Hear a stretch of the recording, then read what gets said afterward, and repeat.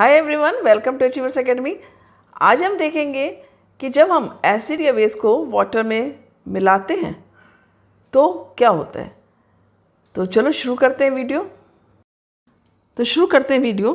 आज के इस वीडियो में हम देखने वाले हैं कि क्या होता है जब एक एसिड या एक बेस हम वाटर में मिक्स करते हैं, ठीक है, और नहीं करते हैं तब क्या होता है। दोनों केस में हमको देखना है आज, ठीक है। बड़ा इंटरेस्टिंग एक्टिविटी है, ये आपकी एनसीईआरटी की एक्टिविटी है, बहुत इंटरेस्टिंग है।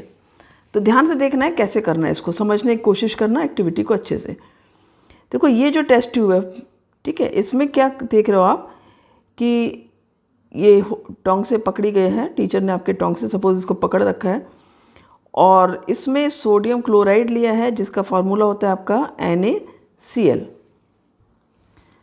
और ये टेस्ट ट्यूब कैसे ली हमने? ड्राई टेस्ट ट्यूब लिए। ध्यान रखने वाली बात है, ड्राई टेस्ट ट्यूब है ये। ड्राई क्यों लिया है अभी आपको पता लगेगा, इसका अभी समझाती हूँ आपको। और ये देखो क्या लिया है, कॉन्सनट्रेटेड H2SO4 लिया है। क्या लिया है? Concentrated H2SO4। ये ड्रॉपर की हेल्प से डाला जा रहा है क्योंकि कॉन्सनट्रेटेड है। इसको जब आप डाल रहे हैं बहुत ज़्यादा सावधानी की ज़रूरत है, इसीलिए जनरली इस एक्टिविटी को टीचर की गाइडेंस में या टीचर के द्वारा ही किया जाता है। अब इसमें क्या है, ये NaCl हमने लिया, ड्राई टेस्ट ट्यूब में लिया। मीन्स यहाँ पर किस चीज़ की कमी है? वाटर की। कोई वाटर नहीं है यहाँ पर, ये ध्यान देने वाली बात है कि पानी नहीं है, ठीक है। अब क्या हुआ, कॉन्सनट्रेटेड H2SO4 ने NaCl के साथ में रिएक्शन की, ठीक है। ये जो रिएक्शन हुई यहाँ पर H2SO4 के साथ में NaCl की, तो सोडियम सल्फेट बन जाएगा, सॉल्ट, और एक गैस जो कि HCl, हाइड्रोजन क्लोराइड गैस। ये कौन सी गैस है आपकी? हाइड्रोजन क्लोराइड गैस, ठीक है। ये गैस इवॉल्व होगी यहाँ से। अब ये जो गैस इवॉल्व होगी, ये कौन सा एसिड है? ये आपका कॉन्सनट्रेटेड एसिड है, ध्यान रखना। तो अब यहाँ पर आप क्या देख रहे हो इस टेस्ट ट्यूब में? यहाँ पर कॉर्क दिख रहा है, ये कॉर्क है यहाँ पर। और कॉर्क को लगाने का जो रीज़न है, ये जो कॉर्क फिट किया गया है, इसका जो रीज़न है वो क्या है कि कोई भी गैस ना तो बाहर निकल पाएगी और ना ही बाहर से अंदर आ पाएगी। ध्यान देने वाली बात है कि हमें कोई गैस की ना एंट्री चाहिए ना एग्जिट चाहिए। और हो गया बात। तो जो हमारी HCl गैस निकली वो कहाँ से निकलेगी? डिलीवरी ट्यूब से निकलेगी। तो हमने क्या किया है, ये ब्लू लिटमस से इसको चेक कर रहे हैं। तो जो ब्लू लिटमस आप लाओगे, ठीक है ना, you are bringing blue litmus. तो अभी क्या है, ये गैस ड्राई है। तो ड्राई गैस पे कोई चेंज नहीं होगा कलर का, ठीक है। No change of in colour of litmus paper. आपके लिटमस पेपर में कलर का कोई चेंज नहीं दिखाई देगा। क्यों? क्योंकि ये अभी ड्राई है गैस। ध्यान देने वाली बात है ये। इसके बाद क्या होगा, आप मॉइस्ट लिटमस पेपर लाते हो, ठीक है। पहले आपने क्या लिया था? ड्राई लिटमस पेपर लिया था। अब मॉइस्ट लेते हो आप। तो मॉइस्ट लिटमस पेपर लाए तो क्या होगा, जो मॉइस्ट लिटमस पेपर है ब्लू कलर का है, ठीक है ना, ये भी ब्लू कलर का लाए आप। तो ये क्या होगा, इट टर्न्स रेड, ये रेड कलर में चेंज हो जाएगा। तो रेड कलर में क्यों चेंज हो रहा है? क्योंकि ये गैस ने एसिडिक करेक्टर शो किया। अब क्वेश्चन ये उठता है कि HCl गैस तो पहले भी थी, HCl गैस अब भी है। हमने ड्राई लिटमस पेपर लिया था तो कोई भी कलर चेंज नहीं हुआ, लेकिन हमने जैसे ही मॉइस्ट पेपर लाए कलर में चेंज आया। यानी पानी का रोल है, वही हम देखने वाले हैं कि what happens to an acid और base in a water solution, कि पानी में ऐसा क्या होता है, ठीक है। तो होता क्या है, जैसे ही ये ड्राई गैस आ रही है यहाँ से और ये वाटर के संपर्क में आई, ठीक है, तो पानी में क्या होता है, जो HCl है वो क्या देगा? H आयंस देगा, ठीक है। तो ये जो H आयंस है इसकी वजह से कलर जो है वो लिटमस का चेंज होगा। मीन्स एसिड होने के लिए H आयंस का होना बहुत ज़रूरी है। ध्यान देने वाली बात है कि जब भी पानी होगा तभी एसिड करेक्टर शो होगा। यहाँ पर वही गैस थी, यहाँ भी HCl गैस है, यहाँ भी HCl गैस है, लेकिन यहाँ पर ड्राई लिटमस था, यहाँ पर मॉइस्ट लिटमस है। तो दोनों में किस में चेंज आया है? जहाँ मॉइस्ट है। क्यों? क्योंकि यहाँ पर ये H आयंस में कन्वर्ट हो जाते हैं, इसके HCl का डिसोशिएट हो जाएगा HCl H आयंस में और Cl माइनस आयन में। तो ये जो H आयंस है इसकी वजह से कलर में जो हमें चेंज दिख रहा है वो चेंज दिख रहा है। आ रही बात समझ में? ठीक है। अब यहाँ पर ये जो आप देख रहे हो ये एक ट्यूब है, इस ट्यूब को हम कहते हैं गार्ड ट्यूब। क्या बोलते हैं इसको हम? Guard tube. गार्ड ट्यूब क्या करती है? गार्ड से हमको समझ में आ रहा हो गया कि मतलब किसी चीज़ से प्रोटेक्शन मिलना है यहाँ पर, ठीक है। तो यदि एक्टिविटी चल रही है, क्योंकि हमें तो एक्टिविटी में ये देखना था कि यदि पानी की प्रेजेंस नहीं है, ठीक है, मॉइस्चर नहीं है, तो हमारी जो गैस है, ड्राई गैस है, वो इस पर कोई एक्शन नहीं करेगी। हम इस तरह से प्रूव कर सकते हैं कि हाँ वाटर में एक्शन होगा, without water acidic character show नहीं होगा गैस का। अब उस स्थिति में क्या करें? यदि हमारी ये बारिश हो रही है, पानी है, मॉइस्चर है एयर में, उस स्थिति में क्या होगा कि ये इस तरह की एक ट्यूब रख ली जाती है जिसको हम बोलते हैं गार्ड ट्यूब। और इसमें क्या लिया जाता है? इसमें लिया जाता है आपका कैल्शियम क्लोराइड, ठीक है। तो कैल्शियम क्लोराइड का फंक्शन क्या होता है? ये यहाँ पर एब्जॉर्ब करता है मॉइस्चर को। तो ये जो हमने लिया कैल्शियम क्लोराइड, ये क्या करेगा? ये मॉइस्चर को एब्जॉर्ब करेगा, एब्जॉर्ब्स मॉइस्चर। तो उससे क्या होगा? जो इसके एक्सपेरिमेंट हो रहा है, ये जो हम एक्टिविटी कर रहे हैं, तो यहाँ पर मॉइस्चर ये सारा सोख लेगा, ठीक है, एब्जॉर्ब कर लेगा अपने अंदर। It absorbs moisture. तो जो भी पानी की मात्रा है एनवायरनमेंट में, सराउंडिंग में, उसको ये सोख लेगा, उसको ये एब्जॉर्ब कर देगा, और तब ये एक्टिविटी हमें अपना पूरा रिजल्ट दे पाएगी। तो हमने क्या देखा कि जो एचाइंस हैं वो केवल वाटर की प्रेजेंस में होंगे। मीन्स हमने HCl लिया, सपोज ये HCl गैस है, तो जब ये वाटर के साथ में रिएक्शन होगा, इसका मीन्स वाटर की प्रेजेंस में क्या होगा? हाइड्रोनियम आयंस बनेंगे और उधर क्लोराइड आयंस अलग हो जाएंगे। तो जो हाइड्रोजन आयंस है बेसिकली वो एग्जिस्ट नहीं करते अलोन। हाइड्रोजन आयंस एग्जिस्ट नहीं करते हैं कैसे? अलोन। अलोन एग्जिस्ट नहीं करेंगे, वो ओनली एग्जिस्ट करेंगे जब वाटर की प्रेजेंस होगी, ठीक है। तो जब वाटर के साथ कंबाइन करेंगे, जैसे सपोज मैं लिख लूँ हाइड्रोजन आयंस और प्लस वाटर, तभी आपका क्या बनता है? ये हाइड्रोनियम आयन बनते हैं, ठीक है। तो अब जैसे हाइड्रोनियम आयंस बने आपके वाटर की प्रेजेंस में, तो उसी तरह से जो बेस है आपका, सपोज NaOH हमारा जो बेस है, वो भी वाटर की प्रेजेंस में ही हाइड्रोक्सिल आयन देता है। ये भी जो Na+ और OH आयंस में डिसोशिएट होगा, इसमें भी वाटर की प्रेजेंस जरूरी है। तो ये बहुत ध्यान रखने वाली बात है। ये ध्यान रखना है कि कोई भी, चाहे वो एसिड है या बेस है, यदि कॉन्सनट्रेटेड है और ड्राई आपने बीकर या टेस्ट ट्यूब यूज़ किया है और फिर आप लिटमस से टेस्ट कर रहे हो, तो उसका कलर चेंज नहीं होगा, क्योंकि जब तक वाटर नहीं होगा तब तक ना तो आपका एसिडिक करेक्टर शो करेगा और ना ही बेस बेसिक करेक्टर शो करेगा। चाहे आपने NaOH लिया, आप इसकी जगह KOH भी लेके देख सकते हो, वो भी वाटर की प्रेजेंस में ही K+ आयंस और OH आयंस में डिसोशिएट होगा। आ रही बात समझ में? ठीक है। उसी तरह से सपोज हमने मैग्नीशियम हाइड्रोक्साइड ले लिया, MgOH, whole twice magnesium hydroxide लिया, यहाँ पर भी क्या होगा? ये भी वाटर की ही प्रेजेंस में होगा, ठीक है। जब तक वाटर की प्रेजेंस नहीं होगी तब तक आपके ये आयंस में डिसोशिएशन नहीं होगा, ना तो एसिड का और ना ही बेस का। ये बात बिल्कुल अच्छे से अपने दिमाग में आपको बैठा लेनी है, ठीक।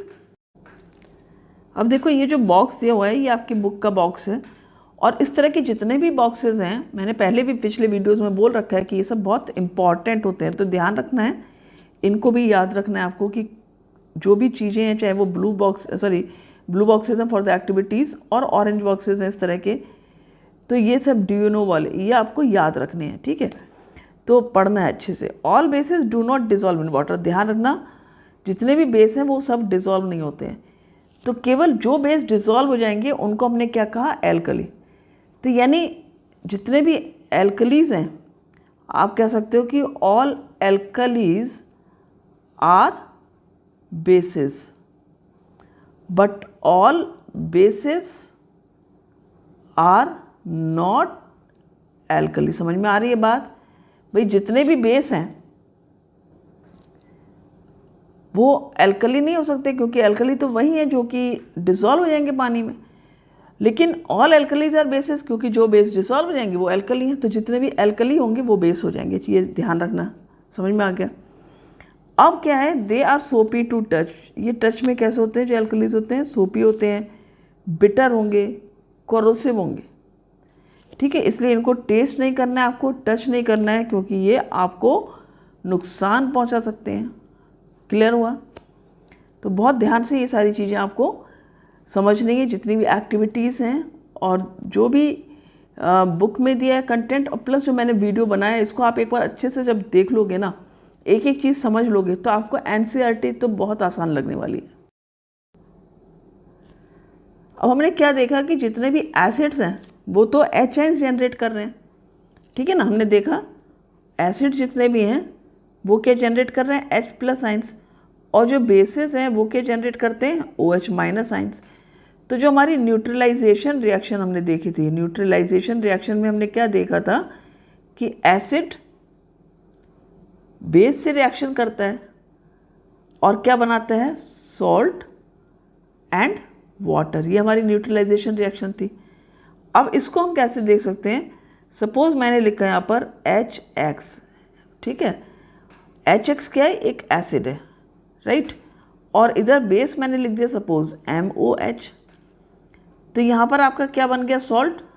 सॉल्ट बन गया आपका X और M, यही तो बनाते हैं आप। ठीक है, ये आपका नेगेटिव चार्ज हुआ यहाँ से, ये पॉजिटिव है, तो हमारा XM क्या बन गया, तो हमने पहले M लिखेंगे क्योंकि ये पॉजिटिव चार्ज है, MX, और प्लस ये H प्लस और OH माइनस आइंस, ये बन गया आपका वाटर। तो इस तरह से क्या हुआ आपका, ये कंप्लीट आपका रिएक्शन आप समझ में आ रही होगी आपको कि जो आयंस का डिसोसिएशन हुआ उससे क्या बन गया, आपका वाटर बन गया। ठीक है, अब हमको ये जो साइन दिख रहा है, ये साइन किस चीज़ का है, ये ध्यान रखना है। ये क्या है, ये एक वार्निंग साइन होता है। ये आपको जो लैब्स में जो आपके एसिड्स की बॉटल्स होती हैं, ठीक है, लैब के अंदर चाहे आपका कॉन्सनट्रेटेड नाइट्रिक एसिड है, सल्फ्यूरिक एसिड है, कोई भी एसिड है, उनकी बॉटल्स पर ये डेंजर साइन होता है। ये आपका MCQ में कई बार पूछा जाता है। ये साइन दिखा दिया, ये क्या साइन है, ठीक है, ये डेंजर साइन पूछ लिया और कई सारे साइन दिखा दिया, आपको बताना है कौन सा डेंजर साइन है, तो ध्यान रखना है, राइट। अब आपको क्या करना है, सपोज आपको how to dilute an acid, एक एसिड डाइल्यूट करना है, तो एसिड कैसे डाइल्यूट करना है। सपोज आपने एक बीकर लिया, ठीक है, और उसमें आपने ले लिया 10 ml वाटर। क्या लिया आपने, 10 ml वाटर ले लिया, और इस वाटर में आप क्या करोगे, फ्यू ड्रॉप्स, क्या डाल रहे हो आप, फ्यू ड्रॉप्स डालोगे ऑफ कॉन्सनट्रेटेड एसिड। ठीक है, कॉन्सनट्रेटेड एसिड वो कुछ भी हो सकता है, आपका HCl का आप बना रहे हो या फिर H2SO4 का डाइल्यूशन कर रहे हो, जो भी कर रहे हो, ठीक है, तो ड्रॉप्स यहाँ पे डालोगे। अब क्वेश्चन आता है आपका कि किस तरह से आप एसिड बना रहे हो, क्या कौन सा वे आपका एसिड बनाने का सही है। एडिंग एसिड टू वाटर, ठीक है ना, एडिंग या addition of acid to water, या फिर addition of water to acid, addition of water to acid, क्या तरीका आपका सही है। तो देखो, ये आपने addition of acid to water किया, इट इज़ करेक्ट, ये आपका रॉन्ग मेथड होता है। अब क्या प्रॉब्लम होती है, देखो, जब मैंने यहाँ पर ड्रॉप्स इसमें डाली, तो जैसे मैंने ड्रॉप्स डाले, क्योंकि आप इसको यदि टच करोगे, आप इसको यदि टच करोगे तो आप क्या देखोगे, ये बहुत ही ज़्यादा हॉट है। मीन्स रिएक्शन कैसी है, ये रिएक्शन है ये आपकी एक्सोथर्मिक रिएक्शन है। ठीक है, अब एक्सोथर्मिक रिएक्शन है तो होता क्या है कि जब आपने एसिड डाला वाटर में, ठीक है, तो धीरे धीरे करके आप एसिड को डाल रहे हो और इसको स्टिर भी करते जा रहे हो, तो उसकी वजह से क्या होगा, यहाँ पर जो इसका जो आयंस हैं उनका डिक्रीज़ होता जाएगा इजीली, और इतनी ज़्यादा हीट जो है वो नहीं जनरेट होगी जितनी कब जनरेट होगी यदि आप वाटर को एसिड में डालते हो। आपने यदि वाटर को एसिड में डाला तो क्या होता है, रिएक्शन बहुत ही हाईली एक्सोथर्मिक होती है। ठीक है। अब रिएक्शन इतनी ज़्यादा हीट जनरेट करेगी कि जो एसिड है वो क्या होगा, स्प्लैश कर जाएगा, ठीक है, बाहर आ जाएगा, स्प्लैश आउट हो जाएगा फ्रॉम द टेस्ट ट्यूब, और उससे क्या होगा, आप बर्न हो जाओगे। समझ में आ रहा है? तो इस सेकेंड केस में क्या होगा कि जो आपका एसिड है वो बाहर आ जाएगा टेस्ट ट्यूब के, because of the due to lot of heat generation. बहुत सारी हीट जो जनरेट होगी उसकी वजह से क्या होगा, जो एसिड है वो बाहर आएगा और आप उससे जल जाएंगे। तो ये ध्यान रखना है कि जब भी आपको ये क्वेश्चन आता है कि किस तरह से आपको एसिड को डाइल्यूट करना है, तो हमेशा ध्यान रखना आप क्या करोगे, वाटर में एसिड को ऐड करोगे, एसिड में वाटर को ऐड नहीं करोगे, ये हमेशा याद रखना है।